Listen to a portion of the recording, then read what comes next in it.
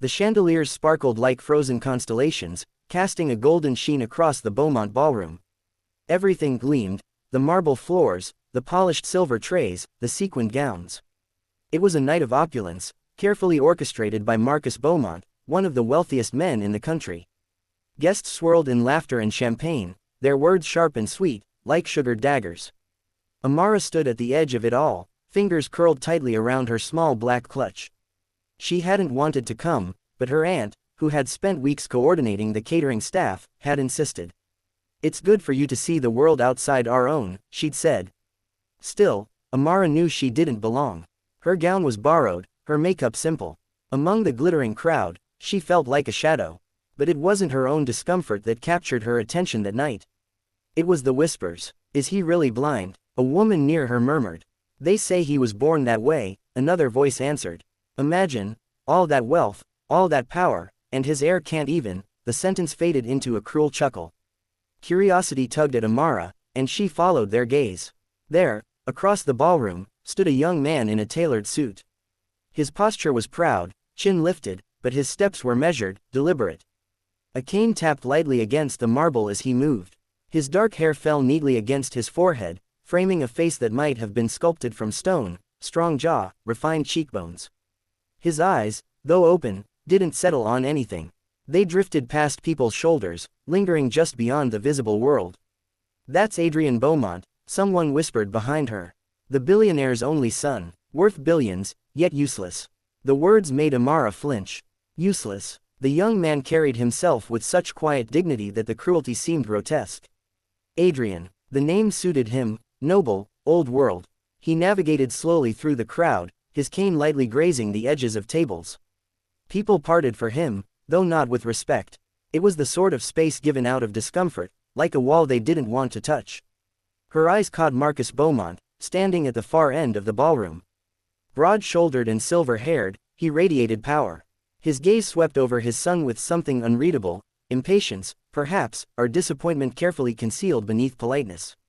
At last, Marcus mounted the stage, the spotlight catching the sharp lines of his suit. The chatter hushed. "Ladies and gentlemen," he boomed into the microphone, "tonight we celebrate another year of triumph at Beaumont Enterprises. Our legacy is unmatched, but as every empire must, ours continues through the next generation." He paused, letting the anticipation settle. "My son, Adrian Beaumont, though challenged, has agreed to share a few words." The choice of word, challenged, made Amara's chest tighten. Marcus might as well have said damaged. Adrian stood just a few feet from the steps leading to the stage. His grip tightened on his cane, his shoulders square, as though bracing for battle. Slowly, he began to ascend, his free hand brushing the air for guidance. The crowd watched with thinly veiled fascination, like spectators at a performance they hadn't paid to see but would happily gossip about later. When Adrian reached the top, the microphone was 3 steps away. He turned toward the sound of his father's voice, but the silence that followed left him stranded. His cane tapped once against the floor, uncertain. His hand twitched, suspended midair. Whispers began again. "He doesn't know where it is.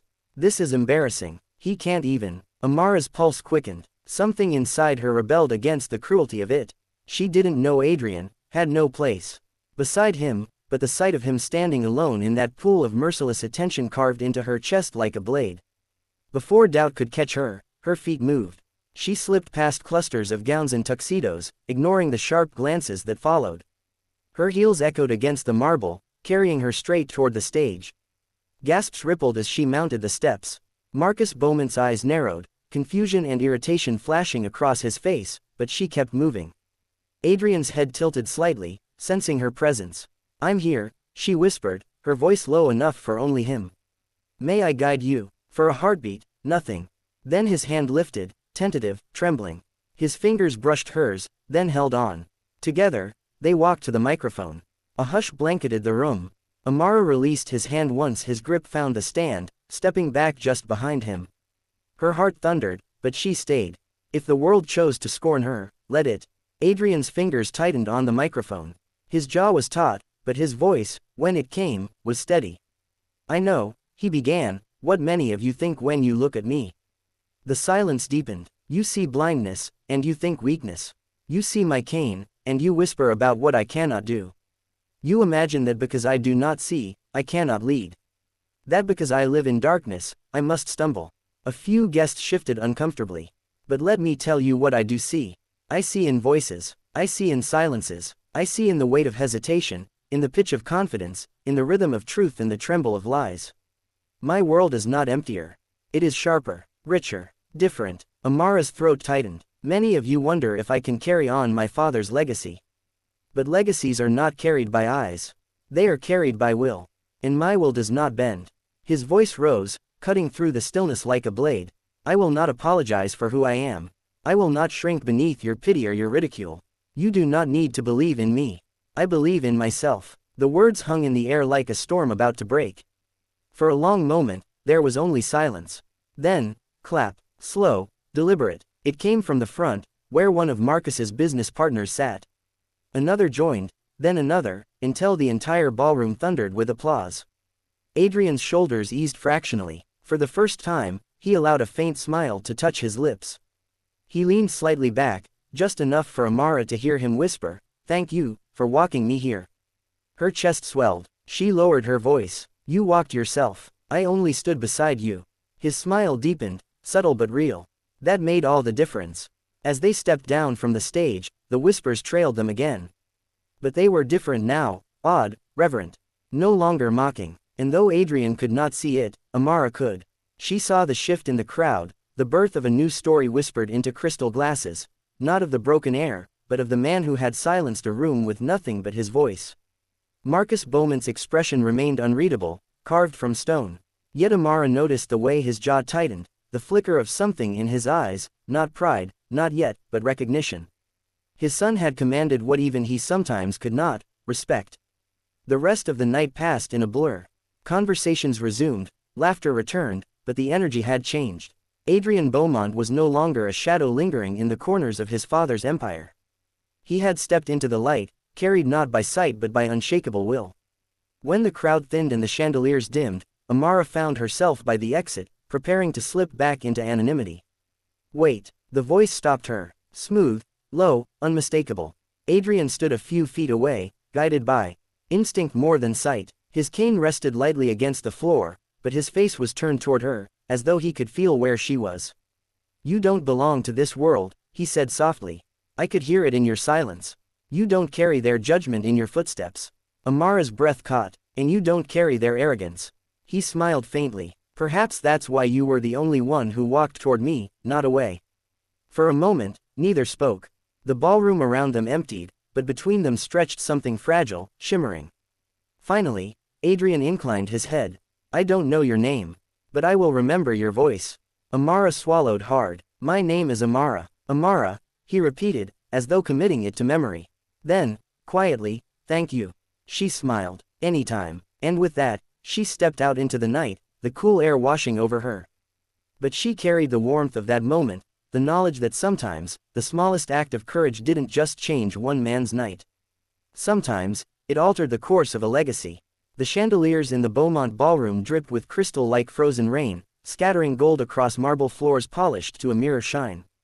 Waiters glided silently with trays of champagne, and laughter hummed beneath the waltz playing from the grand piano in the corner. Amara pressed herself near the back wall, her fingers twisting the thin strap of her clutch. She didn't belong here, she knew it. Her aunt, a catering manager for the event, had pressed an invitation into her hands with a smile. "See how the other half lives, Amara. It will be good for you." Now, standing amid gowns that shimmered like starlight and tuxedos sharper than blades, she felt like a moth trapped in a glass lantern. Her gown was borrowed, her lipstick already fading, her smile more nervous than polished. Yet none of that held her attention for long. It was the whispers. "Is it true he's blind?" A woman near the hors d'oeuvres asked, voice dripping curiosity. "Born that way," a man replied, his tone both pitying and amused. "And that's Marcus Beaumont's only heir. Imagine, billions, and the son can't even," he trailed off with a chuckle that made Amara's stomach twist. Her gaze followed theirs. At the far side of the room, a young man stood slightly apart from the glittering clusters of guests. His shoulders were square, his posture calm, but every step he took was deliberate. A cane tapped softly against the marble, guiding him through the world he could not see. Adrian Beaumont. Even from across the room, Amara could tell he was striking. Dark hair framed his face, his jawline defined, his expression steady.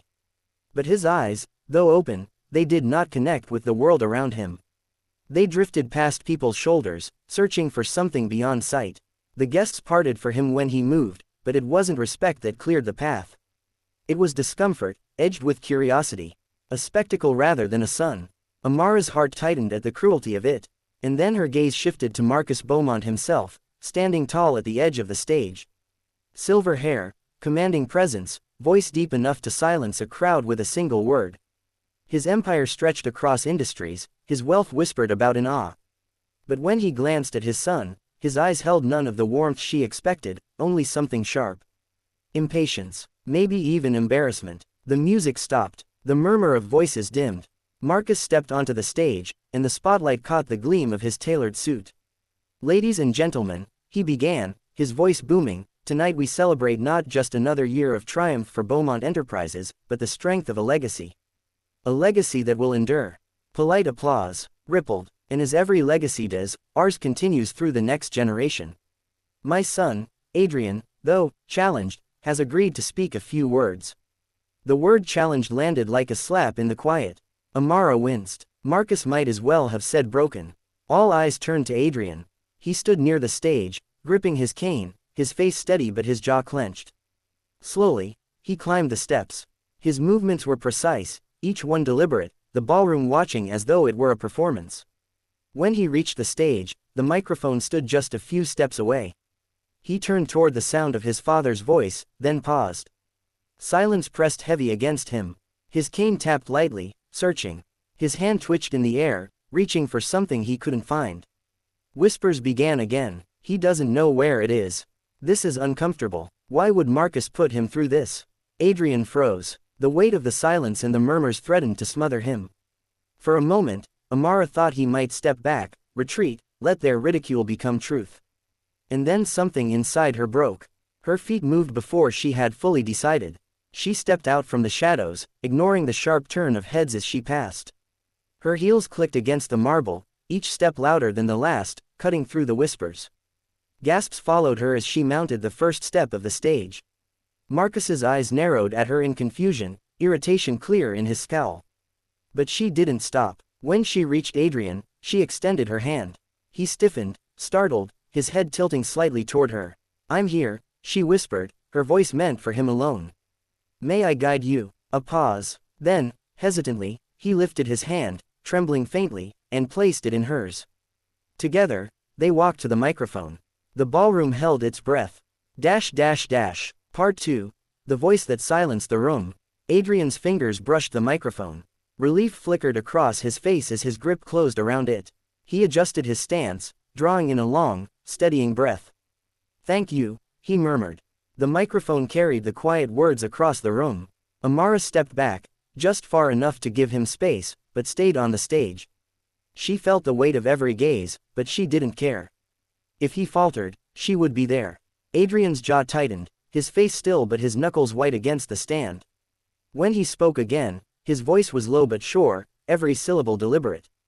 "I know what you think when you look at me." The silence deepened. "You see blindness, and you think weakness. You see my cane, and you whisper about what I cannot do. You imagine that because I cannot see, I cannot lead. That because I live in darkness, I must stumble." A murmur ran through the crowd, uneasy. "But what you forget," Adrian continued, his tone sharpening, "is that sight is not the only way to see. I know people by the cadence of their voices, the rhythm of their footsteps, the weight of their silences. I hear sincerity, I hear deception, I hear ambition, fear, pride. My world is not emptier, it is different. And different is not less." Amara's throat tightened, pride swelling in her chest. "I do not need to watch numbers on a screen to understand business. I do not need to see faces to recognize intent. Legacy is not carried by eyes. Legacy is carried by will. And my will does not bend." The words cut through the room like glass. For a moment, no one moved. Adrian stood tall, his head slightly tilted as though daring them to challenge him. Then, a single clap echoed from the front row. Slow, deliberate. Another joined, then another, until the ballroom roared with applause. Adrian's shoulders eased. A faint, almost hidden smile touched his lips. He tilted his head, Slightly, speaking just loud enough for Amara to hear. Thank you, for walking me here. Her heart pounded. She leaned closer, her voice steady. You walked yourself. I only stood beside you. His smile deepened, small but real. That made all the difference. As they descended the stage, the whispers followed them again. But they were different now. No longer mocking, no longer pitying. Awe threaded through them, like a new story being born in real time, not of the broken air, but of the man who had silenced a ballroom with nothing but his voice. Marcus Beaumont's expression was hard to read, his jaw tight, his eyes unreadable. Yet Amara thought she saw it, a flicker of recognition, grudging respect. His son had commanded what even he, with all his power, could not always command, true silence. The rest of the evening unfolded in a blur. Conversations resumed, laughter returned, but the air had changed. Adrien Beaumont was no longer the subject of cruel whispers. He had become a force. When the guests thinned and the chandeliers dimmed, Amara slipped toward the exit, ready to return to the safety of obscurity. Wait. The voice stopped her. Low, smooth, unmistakable. Adrien stood a few feet away, his cane resting lightly against the floor. His face turned toward her, though his eyes did not meet hers. Still, she felt the weight of his attention, as though he saw her in a way no one else had. You don't belong to their world, he said quietly. I could hear it in your silence. You don't carry their judgment in your footsteps. Amara's breath caught. And you don't carry their arrogance. His lips curved faintly. Perhaps that's why you were the only one who walked toward me, not away. The ballroom emptied around them, but in that moment, it felt like the world had narrowed to just the two of them. Finally, Adrien inclined his head. I don't know your name. But I will remember your voice. Her chest tightened. Amara. He repeated it slowly, carefully, as though storing it in a vault. Amara. Thank you. She smiled, her voice soft but certain. Anytime. And with that, she stepped out into the night. The cool air wrapped around her, but warmth lingered in her chest. She knew what she had witnessed wasn't just a speech, wasn't just a fleeting moment of bravery. It was the night Adrien Beaumont changed the story they told about him. And perhaps, the night her own story began to change too.